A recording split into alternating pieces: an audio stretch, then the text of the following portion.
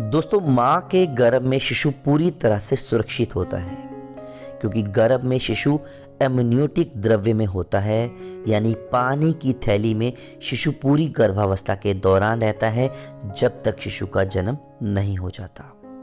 और ये जो पानी की जो थैली होती है ये गर्भनाल से जुड़ी हुई होती है और गर्भनाल की मदद से शिशु को भरपूर पोषक तत्व मिलते हैं जिससे शिशु का विकास होता है। और एमनियोटिक फ्लूइड शिशु के बेहतर विकास में मदद करने के साथ साथ शिशु को सुरक्षित रखने में भी मदद करता है। इसलिए गर्भ में शिशु के बेहतर विकास के लिए गर्भाशय में एमनियोटिक फ्लूइड की मात्रा का सही होना बहुत ज़रूरी होता है।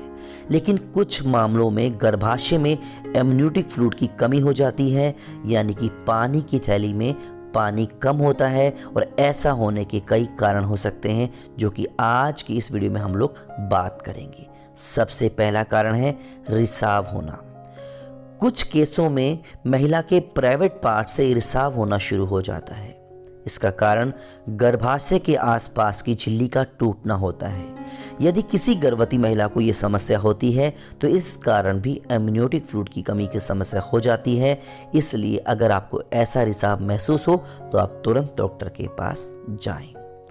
पानी कम मात्रा में पीने से, यदि गर्भवती महिला ठीक ढंग से पानी नहीं ले रही, ठीक ढंग से तरल पदार्थों का सेवन नहीं कर रही, जिससे गर्भवती महिला के शरीर में पानी की कमी हो जाती है, तो इस कारण भी गर्भवती महिलाओं को एमनियोटिक वाटर की जो कमी है, एमनियोटिक वाटर का जो लेवल है वह कम हो जाता है। तो इससे बचने के लिए गर्भवती महिलाओं को प्रॉपर तरीके से तरल पदार्थों का सेवन करना चाहिए, जूस पीना चाहिए, नारियल पानी पीना चाहिए, साथ ही साथ पानी जरूर पीना चाहिए ताकि शरीर हाइड्रेट बना रहे, साथ ही साथ शरीर में जो है एमनियोटिक वाटर की कमी ना हो।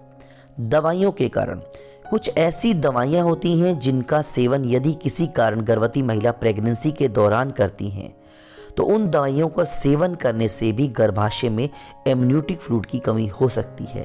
इसीलिए कहा जाता है कि प्रेगनेंसी के दौरान गर्भवती महिलाओं को हमेशा अपने डॉक्टर की सलाह से ही दवाइयों का सेवन करना चाहिए, कभी भी सेल्फ ट्रीटमेंट नहीं करना चाहिए। गर्भ में एक से ज़्यादा शिशु के होने पर, यदि गर्भवती महिला जुड़वा बच्चों को जन्म देने जा रही है या फिर 2 से ज़्यादा बच्चों को जन्म देने जा रही है तो ऐसे मामलों में अक्सर देखा गया है कि गर्भाशय में एमनियोटिक वाटर का जो लेवल होता है वह कम होता है। तो इसलिए गर्भवती महिलाओं को हमेशा अपने डॉक्टर की सलाह लेनी चाहिए। और वैसे भी जुड़वा बच्चों के मामले में डॉक्टर आपको रेगुलर विजिट करने के लिए कहते हैं क्योंकि जुड़वा बच्चों के मामले में काफ़ी ज़्यादा कॉम्प्लिकेशन होती है। डिलीवरी का समय पास आने पर, गर्भवती महिला की डिलीवरी डेट जब पास आ जाती है या फिर डिलीवरी डेट निकल जाती है तो ऐसा होने पर भी गर्भाशय में एमनियोटिक वाटर का जो लेवल है वह कम हो जाता है। तो ऐसे में आप अपने डॉक्टर की सलाह ज़रूर मानें। एमनियोटिक फ्लूइड की मात्रा को सही रखने के लिए गर्भवती महिलाओं को हमेशा एक बात का ध्यान रखना है कि उनको अपने शरीर में पानी की कमी नहीं होने देनी चाहिए।